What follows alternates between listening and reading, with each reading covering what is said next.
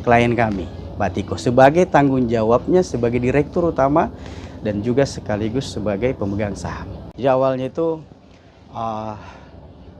ada 3 pemegang saham, ya, kemudian membentuk satu PT yang namanya PT Arjuna Advaya Sanjana. Nah, Arjuna Advaya Sanjana ini berisikan 3 pemegang saham dengan jumlah total saham itu 2.000 lembar saham.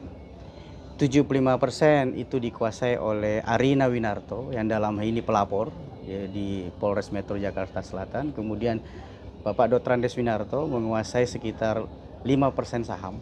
Kemudian Bapak Tiko, yaitu klien kami, menguasai sebesar 20% saham. Nah, lini bisnis perusahaan ini salah satunya adalah membentuk satu restoran, baik yang di Jakarta maupun yang ada di Bali, ya. Namun karena bisnis restoran ini adalah salah satu bisnis yang kompetitornya sangat tinggi, ya tentu sebagai restoran baru memulai usaha, tentu naik turun dan pasang surut. Sudah dilaporkan oleh klien kita sebagai direktur dalam perusahaan tersebut, ya, komisarisnya adalah Arina Winarto sebagai pelapor di Polres Jakarta Selatan dan pemegang saham lainnya adalah Pak Winarto. Nah, berhubung karena ini masih perusahaan keluarga, ya, pelaporannya pun ya namanya suami istri pada masa itu, ya kadang di rumah, ya secara lisan, ya dilaporkan perkembangan day to day, bulan ke bulan, maupun perkembangan bisnisnya seperti apa. Ada kerugian tentu karena ini kan restoran, stok makanan tentu ya kadang tidak bisa ditentukan berapa konsumen, berapa jumlah karyawan, berapa gaji, vendornya, ya pembayaran ke vendor dan sewa restoran itu cukup tinggi. Apalagi kemudian pada saat pandemi bisnis semua kan tutup. Bahkan yang terdampak itu adalah restoran, ya, sepi pengunjung, sepi konsumen. Nah, hal-hal itu terus dilaporkan oleh klien kami kepada mantan istrinya yang pada saat itu masih istrinya. Dan dikatakan oleh klien kami, menurut informasi klien kami, bahwa istri beliau pada saat itu, saudara Arina Winarto yang menjadi pelapor, mengatakan bahwa ya sudah, itu urusan kamu, benahi saja, ya. Karena itu urusan kamu sebagai direktur, kamu benahi. Laporan-laporan terus berjalan, memang agak sulit restoran ini, apalagi menghadapi pandemi, dan pada akhirnya restoran itu tutup. Kewajiban restoran itu tentu ada, karena kita harus bayar vendor, gaji, terus sewa gedung dan segala macam, dan itu masih dilakukan pencicilan oleh klien kami, Pak Tiko, sebagai tanggung jawabnya sebagai direktur utama dan juga sekaligus sebagai pemegang saham. Tanggung jawab beliau kalau pemegang saham menurut Undang-Undang PT adalah 20%, tapi terus melakukan pembayaran sampai gaji pribadinya pun masuk sebagai upaya untuk menyelesaikan kewajiban perusahaan. Dari situ awal mulanya. Kemudian PT ini kan tidak pernah ada rules berkaitan dengan agenda-agenda berkaitan misalnya apakah pemegang saham lainnya itu termasuk Arina sebagai pemegang saham mayoritas menanyakan kepada direktur utama dalam ini klien kami dan juga sebagai pemegang saham, bagaimana perusahaan ini bisa rugi, bagaimana komposisi dan bisnis plan perusahaan ini bisa berjalan, kenapa ini tidak bisa berjalan. Itu tidak pernah dilakukan sesuai dengan prosedur Undang-Undang PT. Nah, ini yang kami sayangkan, bahwa terjadi pelaporan yang kami anggap dalam hal ini sangat prematur di Polres Metro Jakarta Selatan. Harusnya sebagai pemegang saham mayoritas sangat punya kewenangan untuk menyelenggarakan RUPS. Tidak susah bagi seorang pelapor dalam hal ini pemegang mayoritas untuk memanggil pemegang saham lainnya. Yuk kita bicarakan. Ini ada kerugian, ini ada kesalahan dalam bisnis plan-nya.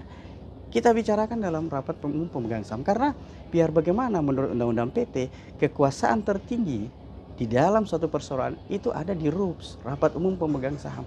Di situ orang bisa menghakimi, di situ orang bisa mengadili, di situ juga bisa meminta pertanggungjawaban kepada direktur kalau memang ada kesalahan manajemen, ada kesalahan operasional. Tapi itu semua tidak pernah dilakukan oleh seorang pemegang saham yang namanya Arina Winarto sekaligus sebagai komisaris. Jadi pada saat itu tidak berjalan operasional BOC, sebagai BOC, Board of Commissaries, sebagai pemegang saham juga dia tidak pernah menanyakan. Terus tiba-tiba ada pelaporan yang seperti ini.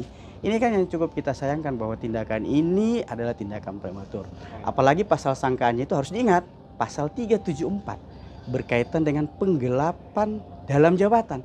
Kalau penggelapan dalam jabatan, eksistensinya itu harus dimintai terlebih dahulu. Bagaimana pertanggungjawabannya di rapat umum pemegang saham. Normanya seperti itu, hukumnya seperti itu.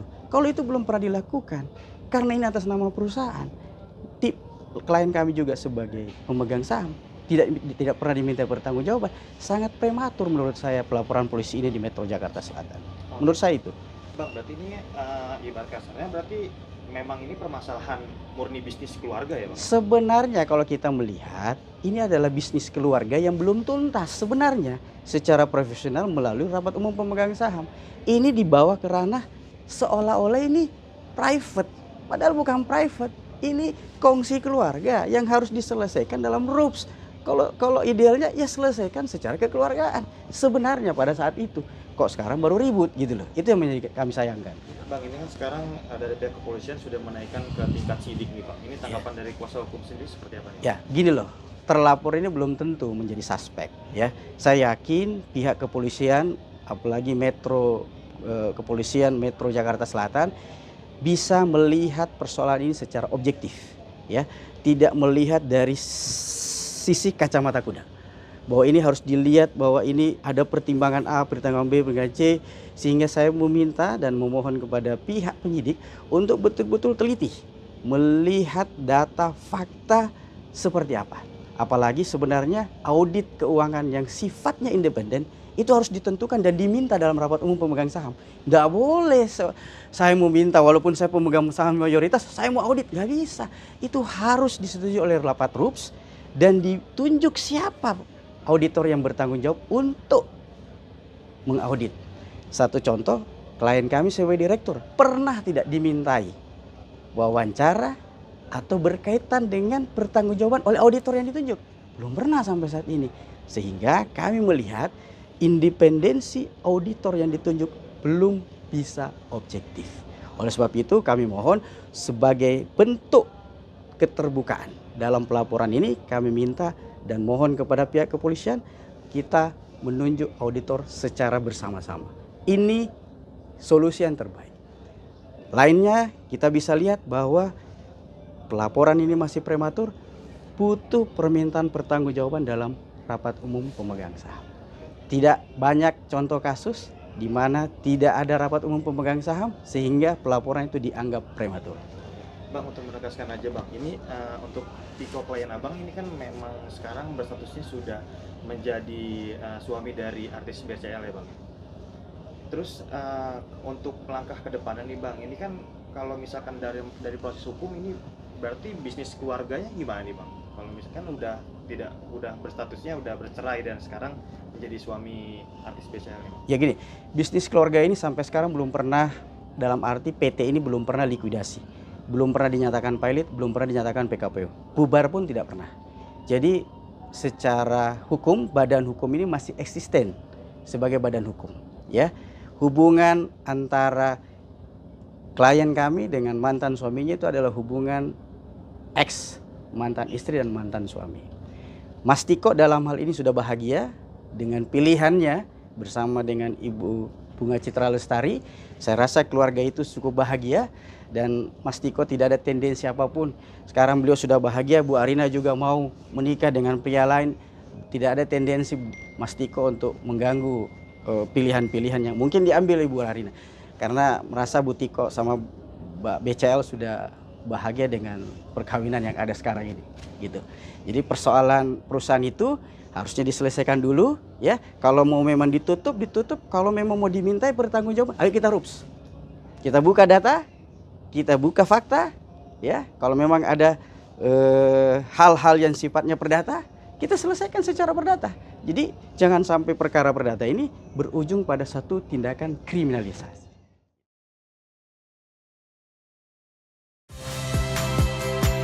Saya Valentina Sitorus. Saksikan program-program Kompas TV melalui siaran digital, pay TV, dan media streaming lainnya. Kompas TV, independen, terpercaya.